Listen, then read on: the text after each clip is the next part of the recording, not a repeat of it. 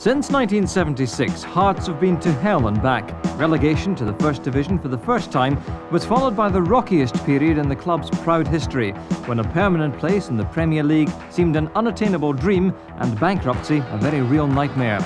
But a takeover by Wallace Mercer and the appointment of Scotland's first senior player-manager heralded a new era in which Hearts stamped on hooliganism, multiplied crowds, brushed shoulders with the league title and beat the very best in Europe. Away up in Gorgie at Tynecastle Park, there's a wee football team that I makes its mark. They've won all the honours in footballing art. There's no other team to compare with our Hearts. If you can't spell it, then here's what it says. Hearts, Hearts, glorious Hearts. It's down at Tynecastle they ride. The talk of the town are the boys in maroon, and old Brink supports the white bride.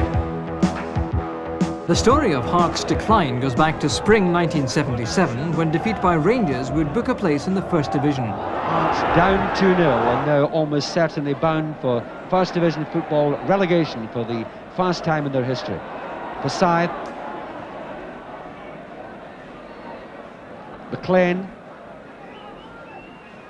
Jardine, touch back to him. The referee is giving the penalty, and Jardine, I think hurt a bit there, is leaving it.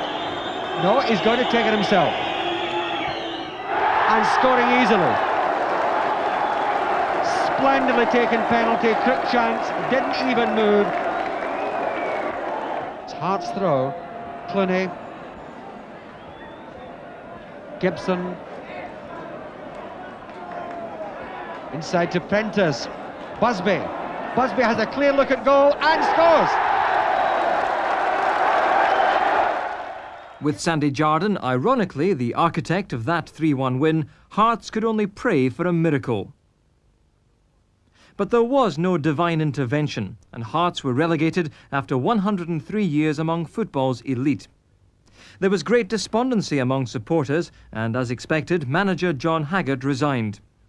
The Tynecastle club prized Willie Ormond away from his post as Scotland manager to accept the vacant chair, and as Hearts made an assault on the First Division Championship, the results came good. Tierney now to Robertson. Nice return pass. On the line out in front, and turned in and it's given. Donald Park scores. 7 minutes gone in the second half. Hearts lead at 1-0. Tierney coming through with Gibson. Park out in front to Gibson, a goal. Beautiful goal, 2-0.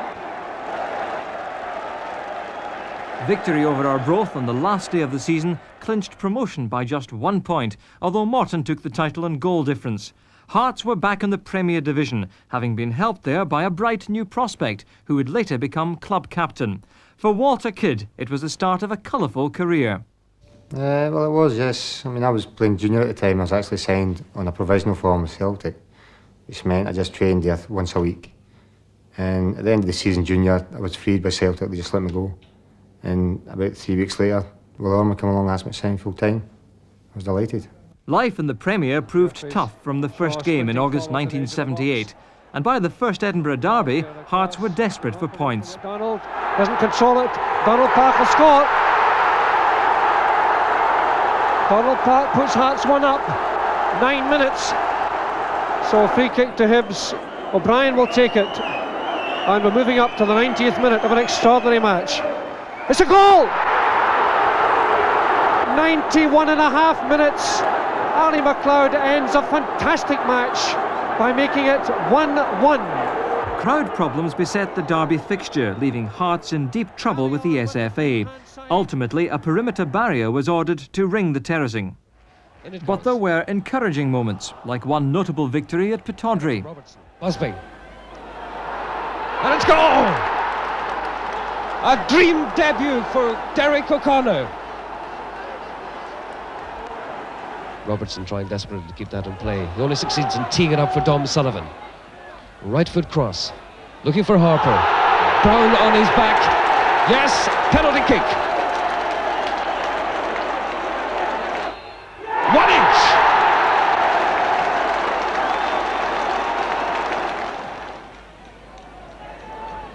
Quaid. Shot. What a goal. A typical Dennis McQuaid goal. By January, however, the fans were shocked by the transfer of a great favourite, Eamon Bannon, to Chelsea. Many people have asked me since then whether I wanted to leave the club, and I've always answered honestly and truthfully I didn't. It just came completely out of the blue, and I was perfectly happy at that time. And that was a measure of how desperate the club was for cash at the time.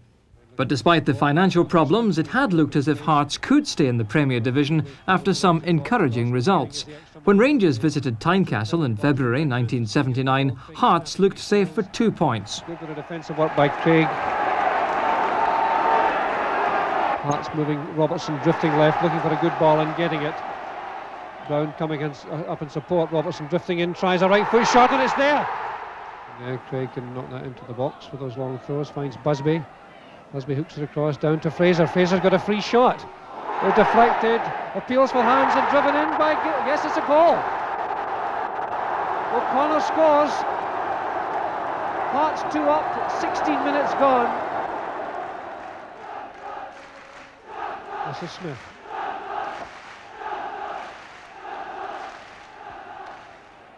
Cooper to McDonald, good ball. McDonald through the gap, lovely move, chance for Smith. On a brilliant goal. Cooper, McDonald, Smith, 2-1. 21 minutes played and Rangers are back in the match. Forsyth to Cooper. Dawson coming up on the outside. Lovely flick from Cooper to Dawson. Dawson showing nice control. Edge of the box to McDonald. The 1-2's on. Brilliant chance and a goal. Parlane scores.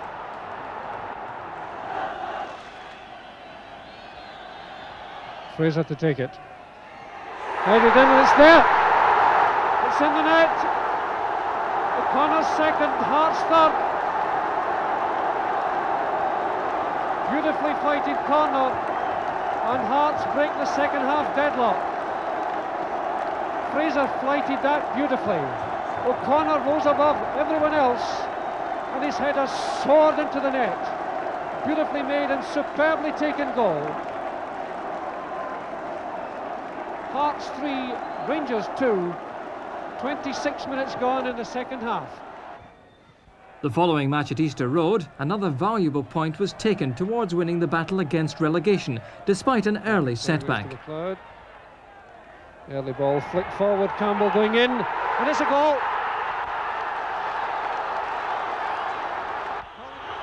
A little bit of gamesmanship. Ball moving off the spot. George Stewart trying to indicate that the ball wasn't properly spotted, and I don't think that'll have done Willie Gibson any good, however legitimate the complaint was. So here comes Gibson. 1-1. Willie Gibson's 100th goal for Hearts, but almost the last moment of cheer for Tynecastle supporters that year. A dreadful run of 10 consecutive defeats ensured that Hearts were plunged right back into the First Division. Despite leading the title chase, Hearts were failing to impress, and as attendances continued to slump, the new board, with Archie Martin and Ian Watt joining the directors, decided to sack Ormond, the former Hibs player who'd never been embraced by Tynecastle fans. With Bobby Moncur in charge, Hearts lost only 2 matches between January and May to clinch the flag on the final day. Moncur realised the need for experience if his side were to stay in the top division and signed Alex MacDonald from Rangers. His faith was well founded. MacDonald. Shields with a free kick. McAdams header out. Denny playing it over the advancing wall and catching Con onside. The chance for Hearts. MacDonald scores for Hearts. What a start to the match for Alec MacDonald. Look at the joy on his face. In that stage of my career at Ibrox, I was in the reserves, so when I got the choice to come through to Tynecastle from Bobby Moncur, and it was a great thing. Like, Tynecastle's got the same tradition as Ibrox, and always as a player when I came here, you had the same feeling for the place, you know, and it was always nice to come to. It was always very friendly. So it wasn't any problem at all. McDonald.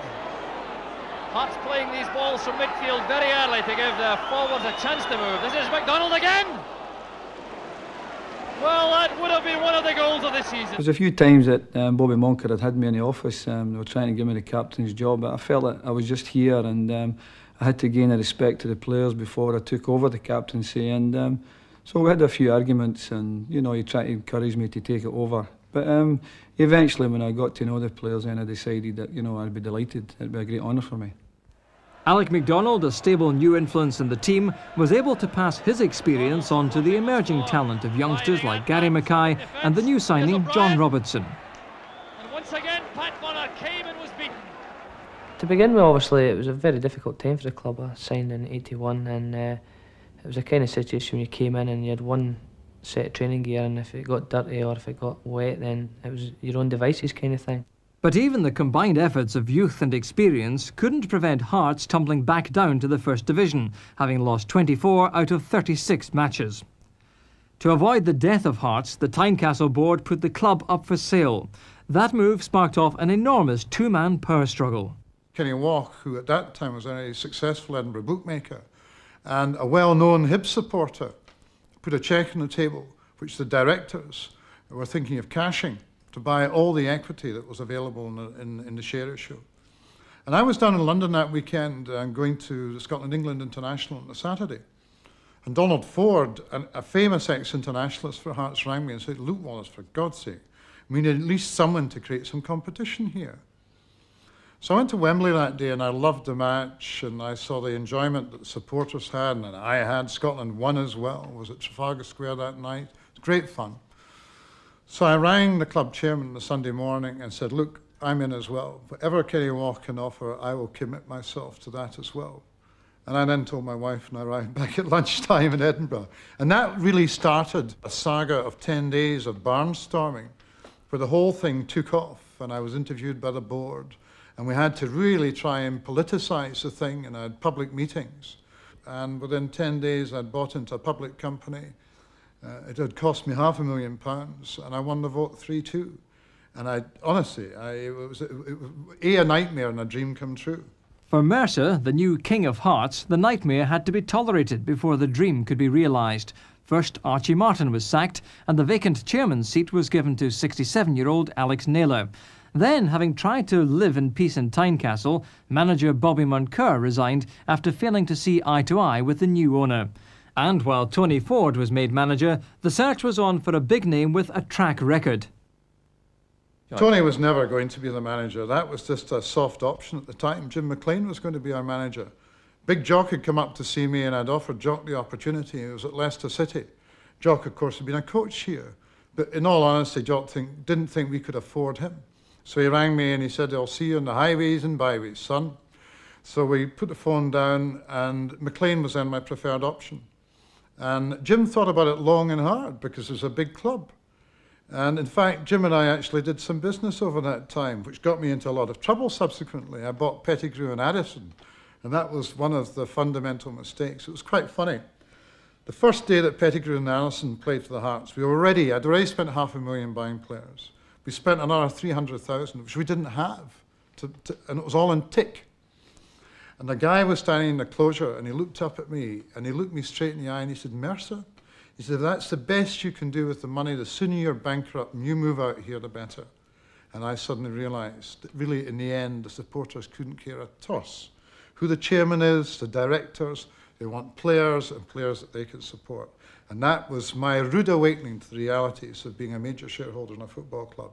There was people arriving at the door asking for money, not being paid the money, basically, because we didn't have the money. And it was bad times, really.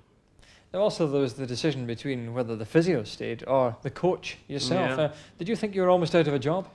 It looked like that at one stage. Obviously, everybody was cut. The staff was cut in the promotion side and the secretarial side, right down to the bone. It came down to the physiotherapist or myself, I think, and I was a younger man, so I stayed.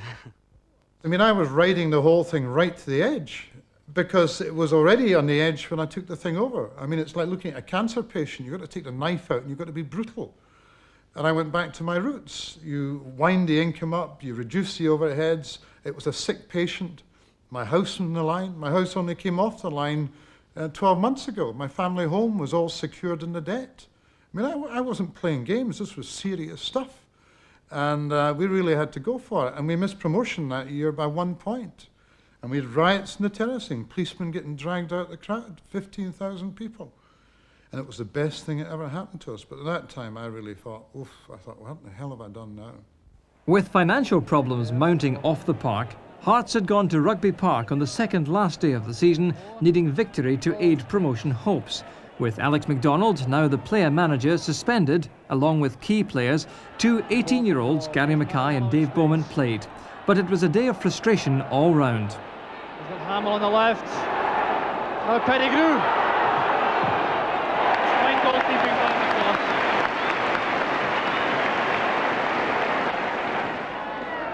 Bowman towards Pettigrew. He's getting away there from Armstrong, and that'll be a penalty kick perhaps. Well, no, the referee is giving that outside the box. The Hearts players cannot believe it. Decision argued against by a lot of Hearts supporters. Hamill swerving it in, but that's no problem at all for Alan McCullough. So very sad sight again, some trouble among the crowd on the far side. It's populated mostly by Hearts supporters. I've already seen several spectators removed from the terraces, and I think we may see some more. After that goalless draw, defeat by Motherwell on the last day of the season ensured that Hearts stayed down for the first time ever. Wallace Mercer had to appeal to rioting fans for calm, but knew himself where the problem lay. The fans were angry, not angry with the players, they were angry that their team had not got promoted and missed by 1 point. And that spilled over. And that strength of feeling has always stayed with me. Because in the end, that was the thing I didn't have in the balance sheet. It appeared a disaster at the time, but not having to readjust to the Premier Division allowed MacDonald and Mercer to regroup. With little money to spend, they brought in old troopers. When I left Rangers, I thought I could play till probably 35, and well, I went on to play till I was 39, so I definitely got a new lease of life when I did join the Hearts. But there was a bit of a shock waiting for you in terms of conditions and the poverty of the club, basically. Yes, well, I knew that the Hearts had, well, because I lived in Edinburgh and still followed the Hearts to a certain extent, I knew that they were on hard times. But when I left Rangers, there was a lot of things that I took for granted, you know, like training kit, good boots, just the standards of dressing rooms, everything like that, the basic way you travelled, everything like that. It was a big time club, money was no object. When I went to the Hearts, it was, to say the least, it was a bit dilapidated. Everything, the training gear was very substandard, you only get cheap boots, everything like that. So it was quite a cultural shock basically when I went and joined the Hearts. The manager went and bought the likes of Jimmy Bones, Stuart McLaren, Willie Johnson, a lot of seasoned campaigners, respected professionals, and we operated with a sort of over 30s and under 20s thing where we didn't have anybody in the middle, and it worked because all the young boys did the legwork for the older pros who had the brains behind the operations. One stage we were called Dad's Army, and but the players that we brought in were good pros. They were, and what we managed to do was that with our experience of training ourselves, because we were quite elderly as well, we managed to curtail their training and train them at the right way, and so that they had an edge for the Saturday. And everybody like that did a tremendous job for the Hearts. Jimmy Bowen, Sandy Jarden, Alec MacDonald, myself, Donald Park, we'd done the training for 20 years, or 15, 16 years, and we had it. But we were coming to the end. The young boys were still building up their stamina, and they used to laugh, but it worked. They gave you a fair old bit of stick then, eh? Oh, Grandad, I think it was Grandad I got called. Bob Geldof didn't like Mondays. But Dad's Army were not to be laughed at, as their opponents discovered. Johnson's corner kick. There's Ronnie MacDonald, and he got it again. Must be this time, yes. And with the corner kick, MacDonald goes after it. Well, there's a deflection, it's in. Oh, very neatly on indeed. Kidd on the far side, this is going to be a good one.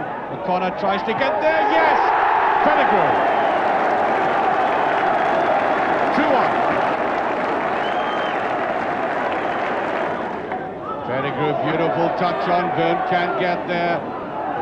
Here's Mackay, will he get his shot? And he does, yes! Called in by Connor. I think the full sets of players realise it's well nigh over. Pettigrew racing after it. Willie Johnson on the wing and given inside to Mackay. That's a good ball by Mackay. Bowman, yes! Oh, he took that so well. 4-1. Pressure still on. Jordan. Oh, a lovely little dummy. This is a good move. Oh, brilliant move. Can he be put it away? Yes! Burn finishes it. We were in the first division and we were going to places like Dumbarton and Alloa and places like that, and I kept saying, you don't want to come back here. Nothing against Alloa or Dumbarton, but you don't want to come back to grounds like this. You want to go to your Ibrox, your Parkhead, your Aberdeens, and we started believing in ourselves then. That belief lifted Hearts back into the Premier Division, having run St Johnstone a close second for the title. I did a deal with the manager the day we got promoted. I said, Alec, you never got a testimonial at Rangers Football Club and you were there for 12, 15 years. I said, if you keep me up and you'll be the first Hearts manager to keep Hearts up in the Premier Division, having been promoted and not gone down again, I'll give you a testimonial match. And that was a private deal between the chairman and the manager, because if he looked after my neck, I would look after his back pocket. It was as basic and as crude as that. And the first game of the season, when we were promoted, we beat St Johnstone at Muirton Park. We then went on to get 5th place in the league. They went through the floor and got relegated to the 2nd division. And big Roddy McDonald scored the goal for me, 2 minutes to go. And it's in the turn of these coins sometimes that a season can take off. And the atmosphere in that bus, having won our first game in the Premier Division in 2 points, I'd never been in the Premier Division before, it was great. And we went for it. And that season we got into Europe. It's unbelievable. Jordan's free kick. McDonald once again winning it. That was a vital touch from Abercrombie, playing it away from Park. McDonald still in the box. And Ronnie McDonald puts Hearts into the lead.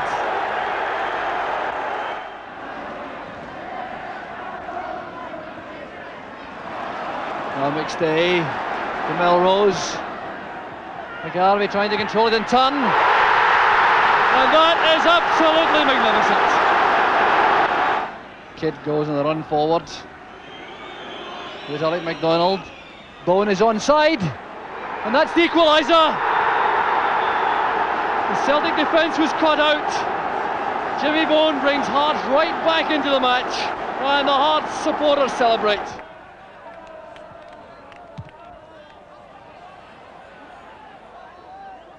Irvin. About as impressive as anybody in the field today, Irvin. Now, Ralph Callaghan. That's Irvin with a touch, and there's a goal. Bobby Thompson. Park.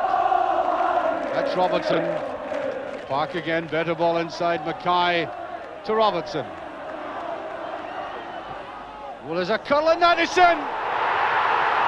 There's deflection, I think, one each. John Robertson, the man who seemed most likely to succeed, and he has, to the delight of the Hearts support. Redford. Fritz, beautiful little dummy. Cooper, in very good position. Tries to swill it round, there's a chance, it's in. Ali McCoy's 1-0. There's a beautiful ball from Russell. Cooper. Gregor Stevens is with him, and there's a touch there. Russell. Brilliantly done, and that's it. 2-0 Bobby Williamson.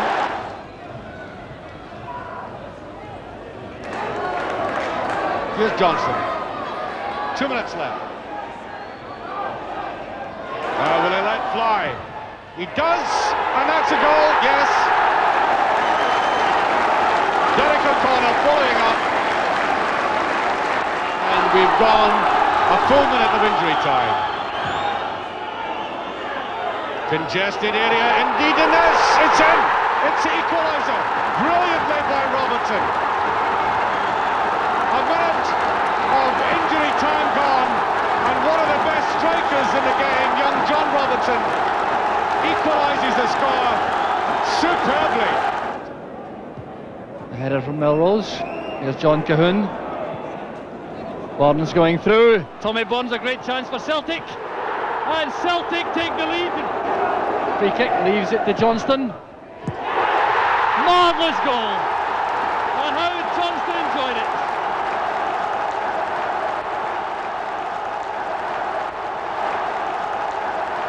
I think at the time it was like a party to us to a certain extent. You know, we came up, and as usual with the teams coming up from the first division, it was they'll do reasonable, but they'll not have the power, they'll not have the strength to stay up, they'll not manage it. And we went out determined to prove that we could do it, and we had a very hard pre-season. We had George McNeil and Bert Logan in to give us a real hard going over, sprinting wise, and we went out and worked very hard as a team. There was a great atmosphere, a great spirit. We won our first 5 games, and we were sitting top of the league after 5 matches, and nobody could believe it, especially anybody at the club that could have dreamed that kind of start would be achieved. And we just took it from there. We gained respect about the way we played. Some people didn't like it. We were very hard tackling and got the ball forward very quickly, but it worked for us, and to a certain extent it's still the same formula that makes Hearts the team that they are.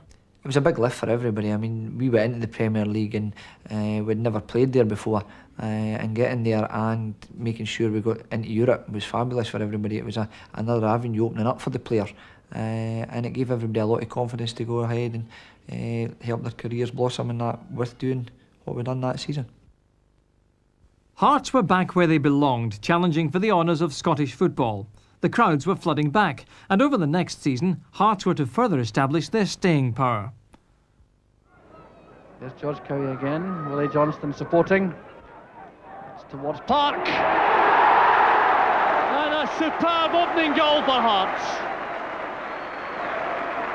8 minutes to half-time. Gordon Arthur picks it out of the net, and he hadn't a hope with that header from Donald Park. Ronnie McDonald going straight to the goal line, right on the near post. It's in! Turned in by Robertson, and the goal which Hearts have threatened so long has arrived at long last. Gillespie made a good run off Ronnie McDonald. Good recovery tackle by the Hearts centre half, but there's Jim Holmes. Now Robertson, can he turn? Back to Gillespie. Great goal from Jim Gillespie. Put on by Bone. Sullivan was there, that was a hand. Undoubtedly a hand used by Alan Mackin. No complaint from the big centre half. And a perfect chance for Hearts to get back in level terms. Black against McDermott. Brilliantly taken by Black. Hearts are back on terms. 1 minute into the second half. Playing it for Holmes. A great move from Wharton. The ball's end. Touch on from Bone, finds Johnston.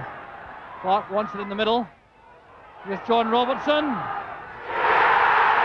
a perfect finish makes it 2 apiece.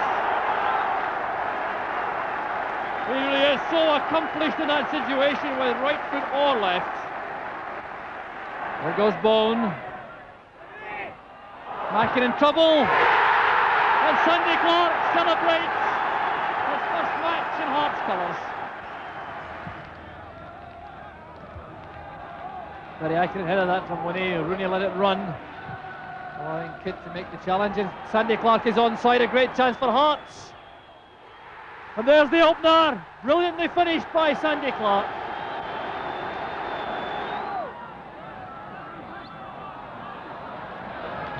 There goes Sandy Clark once again. Delicate touch. And there's the second for Hearts. And it comes to Fitzpatrick. That's for McDowell. And St Mirren pull one back. Kenny McDowell makes it 2-1 to Hearts, and St Mirren are right back in the match. On goes Bowman, and Hearts have the corner kick taken by Donald Park. Touched on by Ronnie McDonald. Jimmy Bone. 3-1 to Hearts. 25th minute of the second half, and Bone opens up the 2-goal gap once again. There's Gallagher. A chance now for St Mirren. Brilliantly taken by Ian Scanlon. McKinnon's free kick. McMinn making a run to find space. McKinnon's cross. Smith's in trouble. And Mitchell makes it 1-0.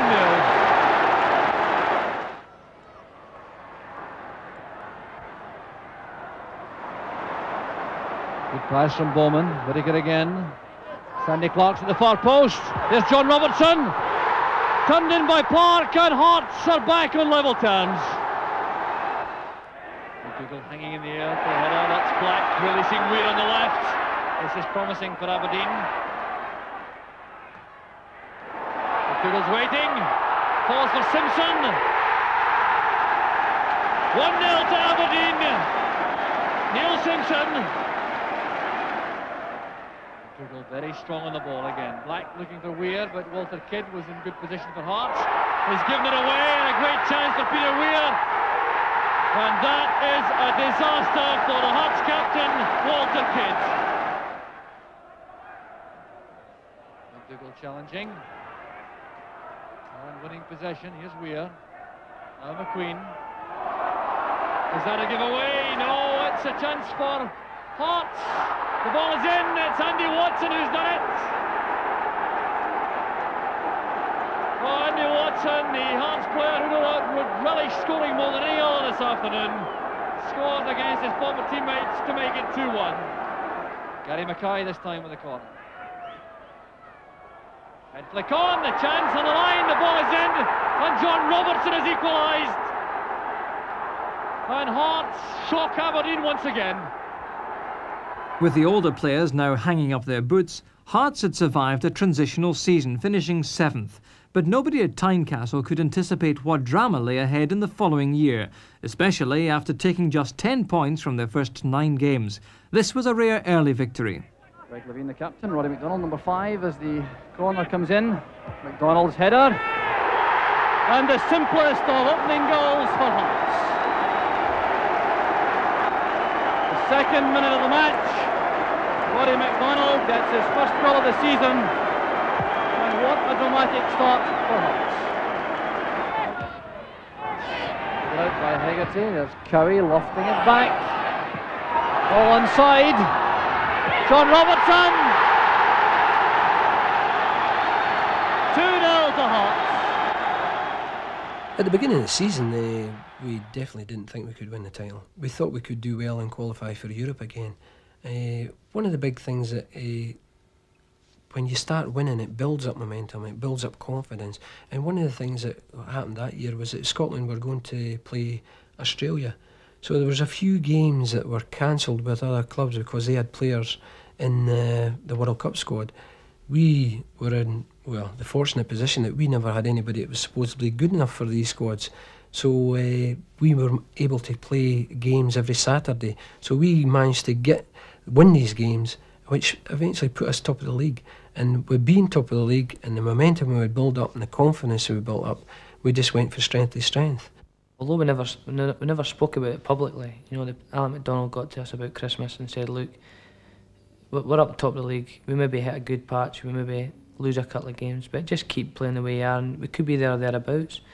And as the season wore on, people began to say, well, wait a minute, you know, Hearts just might go all the way. I mean, it was about probably the end of January that the players got in together with the manager one day, and the manager said, look, let's not kid ourselves on any longer. We can win this championship, and let's go and do it. And the players, you know, we just didn't speak about it publicly, but we knew we could win it.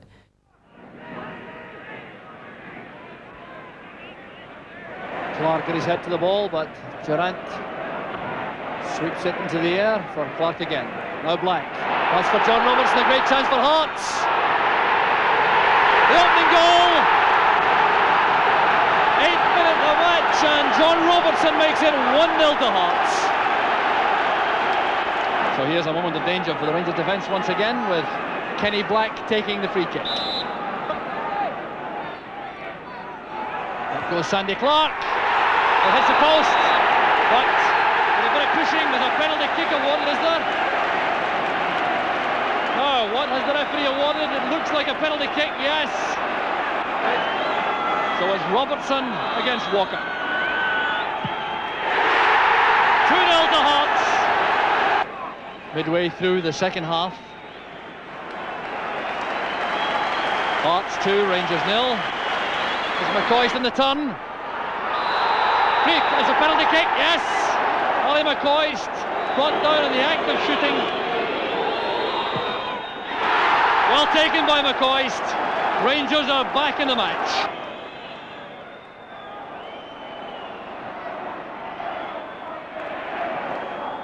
The clearance, no, missed by Monroe. Back to Robertson, the chance for Sandy Clark. Will it go for the third? Yes! Sandy Clark makes it 3-1 to Hearts right on the final whistle. I think you're well into the run before you realise it's actually happening, and you know, the longer it went, then obviously the more pressure that you know was starting to become on us. The publicity from the media, etc., was really, it was intense at one point, but we coped with it really well. You know, there wasn't, you know, I think at the time it was a right good bunch of guys. We all got on well together. There was no superstars in the team, and I think that helped. There was nobody getting more publicity than, you know, than somebody else, and that kept us all together and all in an equal par. And I think that was a big plus in that year.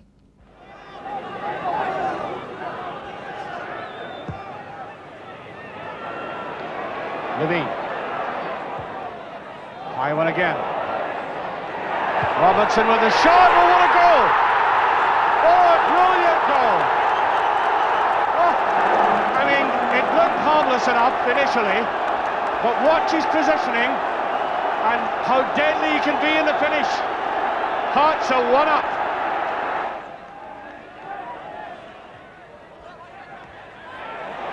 Nice ball to Berry. It's in a good position. Gully Thompson. Here's a great chance. He scored. 2-0. Sandy Clark.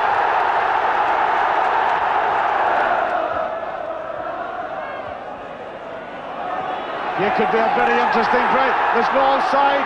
This could show it. Robertson must score. He must, yes. Oh.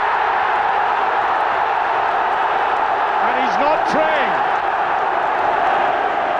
And that look of triumph in Robertson's face says it all. There was no offside. He did it so coolly.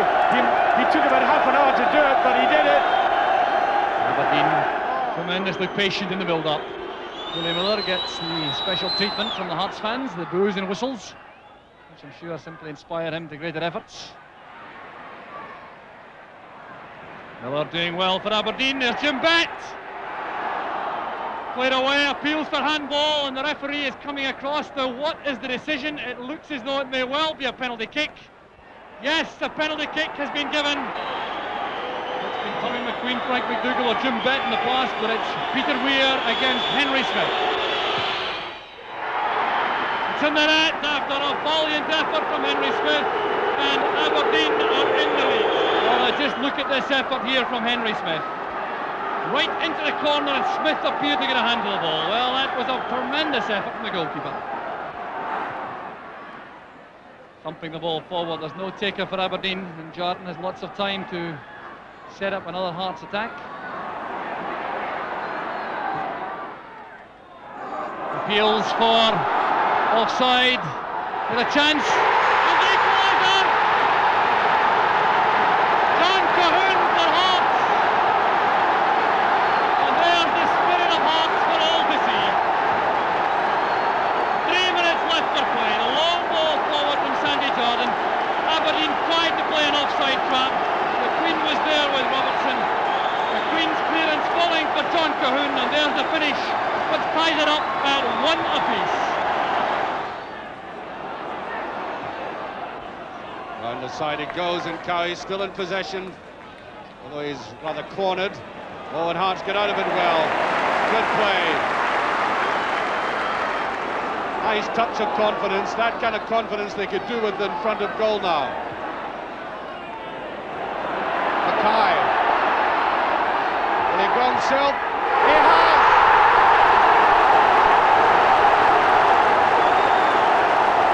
1-0. The young midfield player taking his time, measured pace forward, and a superb strike.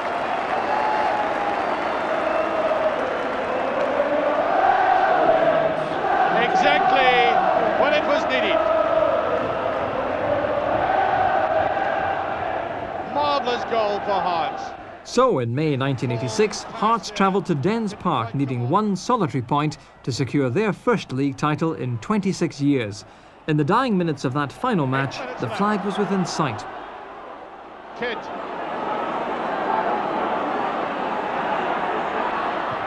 Run is good round the outside, and McDonald happy to step in, concede that corner kick. Swinging in and swinging in very dangerously. There's a goal! And this is now so agonising for Hearts. Will this championship disappear from the very eyes? Kidd. What a marvellous substitution this has been for Dundee and Hearts. Looking slightly ragged. There's a great chance. They've done it. 2-0. A brilliant goal. Well, I didn't know there was 7 minutes at the time or what. I knew that it was going to be very, very difficult to come back from that. And you were just gone. I mean, I've tasted a lot of highs and a lot of lows in football, because that's what football's like, you know, a lot of highs and lows. There's never a straight line. And that's the worst I've ever felt after a football game. It's hard to describe the feeling within the camp. I mean, the dressing room, we've had defeats in the past, but nothing like that. To be 7 minutes away from the major championship was a real blow, and to see actual men lying about crying everywhere, to describe it is unbelievable, really. It was terrible. I felt sorry for the players that I played with, who put a lot of work into it, and for supporters who'd followed us all the time. And I think Scottish opinion was with us at the time, but it was just unfortunate that we did lose it, as opposed to somebody else winning it. I felt that being a manager, I had to go in and lift them, but I mean, the place was absolutely dead. So, you know, I went to try and gee them up, but I had to get into the toilet. So it took me about 3 times to actually say something to them, to get them round. And there was a few of them crying in corners and things like that, you know, and it's a very emotional time. It was a numb feeling. You know, it definitely didn't sink home. It sank home to me a lot more after the cup final the following week. But after the league game, it really was a numb, unbelieving feeling. Early on, I get brought down the box, and it was an absolutely certain penalty, which we didn't get, which was, you know, that may have changed the whole game. If we got the penalty, we go in front, we get at least a draw, and, you know, we're league champions. But that's football, and that's just the way it is. Even to have got that far and that close in itself was a victory. I'm not accepting failure in itself, but we've got to rationalise what had been achieved. We'd taken this 2-bit business that was within days of closure and turned it into a credible fighting force that the rest of Scottish football at least had some respect for. While the bitter disappointment of Dens Park had an effect on the new league campaign, there were plenty of goals to delight the Hearts fans. Away up in Gorgie at Tynecastle Park, there's a wee football team that aye makes its mark. They've won all the honours in footballing art. There's no other team to compare with our Hearts. A-T-A-R-T-S. If you can't spell it, then here's what it says. Hearts, Hearts, glorious Hearts. It's down at Tynecastle they ride. The talk of the town are the boys in Maroon.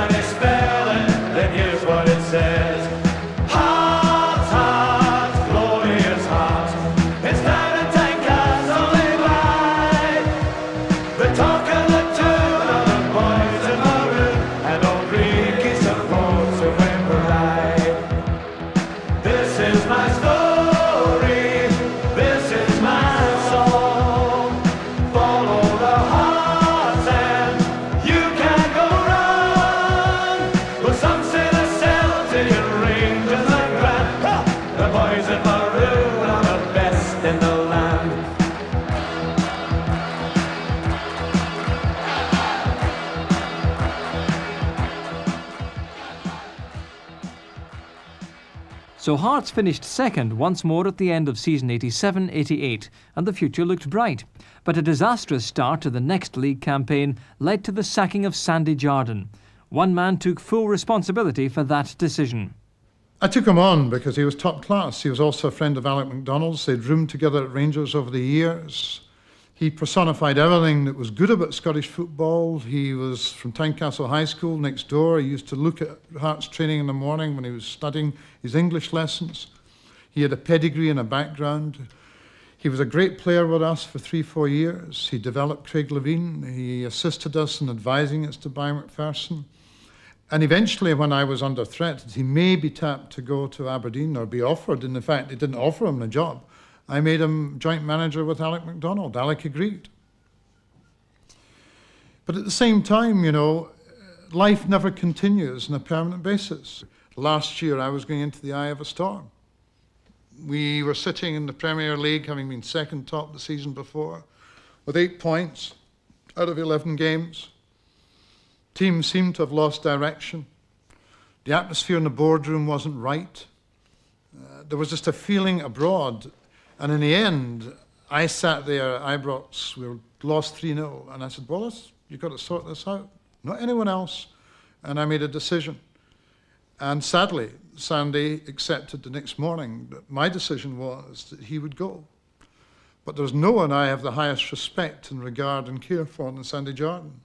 And he will always have a permanent place back here after a sensible period of time. His contribution to the cause over the period of time was tremendous. He handled his resignation with dignity, and I have nothing but the highest respect for the man. I came into football, I realised that you're going to get the sack one day. That's one thing, if you're a football manager, you know you're going to get the sack. Okay, maybe it happened a wee bit quicker than I thought, but I resigned myself, that's it. You're obviously very philosophical about it. No hard feelings? No hard feelings. I mean, I still go back to Tynecastle and watch all the games. I still want them to win. I would love them to win something, especially for Alec, for the amount of work that he's put in, and a lot of people are behind the ground, behind the scenes. You know, the whole club. I would love the club to win something, and hopefully they will. And I feel that I'm quite welcome. I would be welcome if I wanted to go back, but I've not got any hard feelings. While Hearts had been struggling every Saturday in the league, their European form in midweek was a revelation. St Patrick's of Dublin were first-round opponents in the UEFA Cup. Hearts dominated the match throughout, and when the Irish goalkeeper failed to clear an Ian Ferguson cross, the ball was clearly handled on the line. Wayne Foster was given the task of converting the spot kick and made no mistake.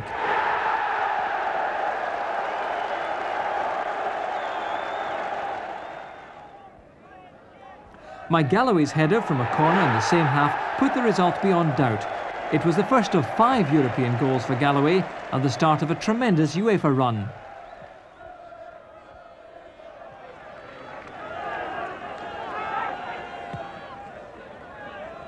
Real chance shot, and this time it's a goal, beautifully taken by Kenny Black. The throw in, chested down, and Kenny Black coming in to rifle home left-footed, and the famine is over. Through a pass by John McDonald, releasing Gary Mackay. Release it for Wayne Foster. Must be set up. Mike Galloway. Good finish for the big number 5. The ball played deep to the back, and Mike Galloway gets a deserved reward for some excellent attacking play throughout the night. Hearts 2, St Pat's 0.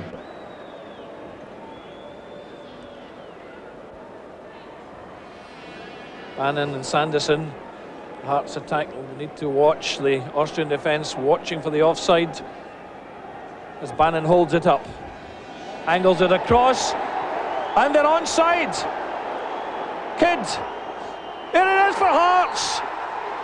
Mike Galloway goes to the Hearts supporters.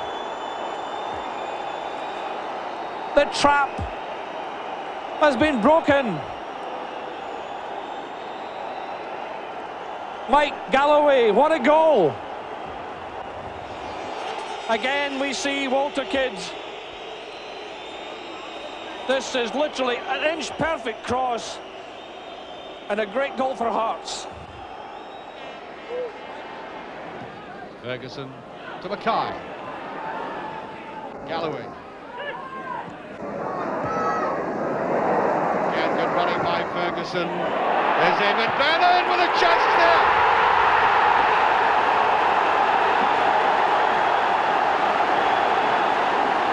Well, how often he has done that for Dundee United in European games. Sneaking into the back. A lovely piece of play by Mackay. And Ferguson, who, by the way, I think has had an excellent evening so far. And look at this. Off the side of the foot and the post.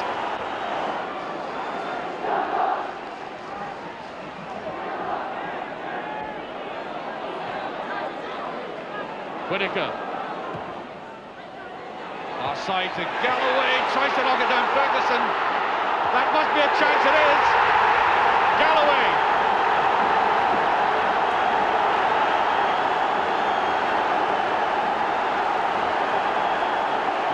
Then ecstatic.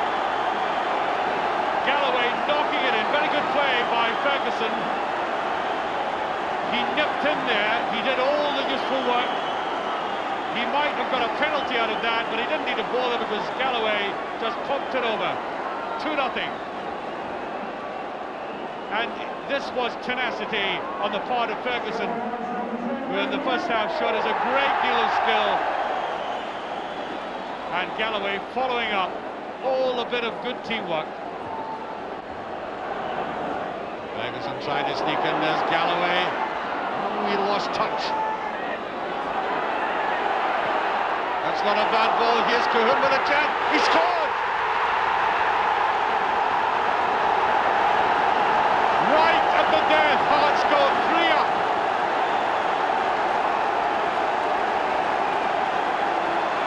Just when they look very apprehensive in defence, Cahoon comes in there.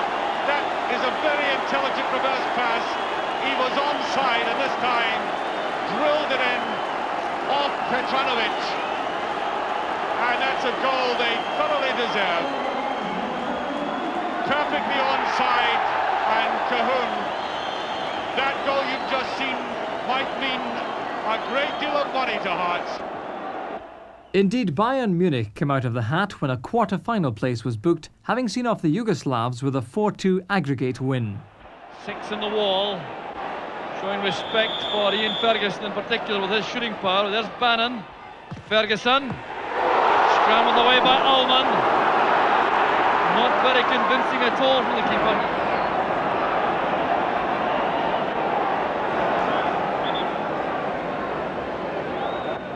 Can they break through now? Here's Tosh McKinley with the free kick.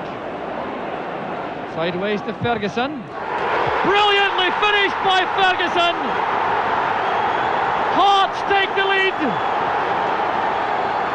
And here Ferguson savours the moment. So too do the Tynecastle faithful. Well, this was a shot of stunning power from Ian Ferguson. We've seen many from him in the past.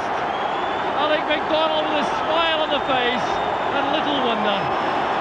And Ian Ferguson answering his critics in the best possible fashion. Just enjoy this moment all over again. The short free kick. Just look at the power in that shot. Ullman was helpless. Only the net could stop that ball.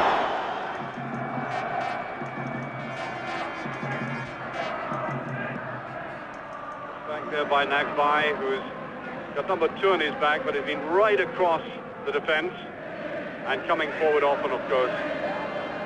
Johnson. No free kick. Oh, superb play by Ogentala, the captain, looking for the opening. Oh, glorious goal! He eludes his man, gets his balance, and hit with power and precision. And not even the finest goalkeeper in the world could have stopped that. That is class. That's a bit of ball now. John Cahoon on his own. Oh, good play by Cahoon.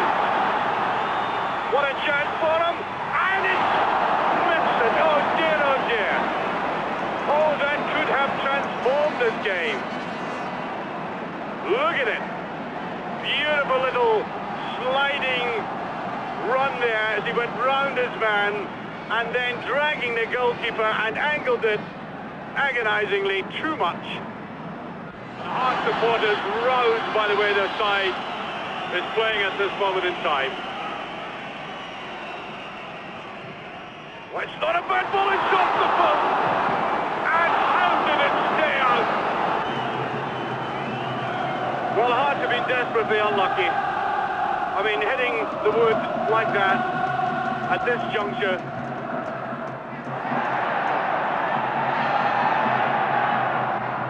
Hearts showing real character and still to boot.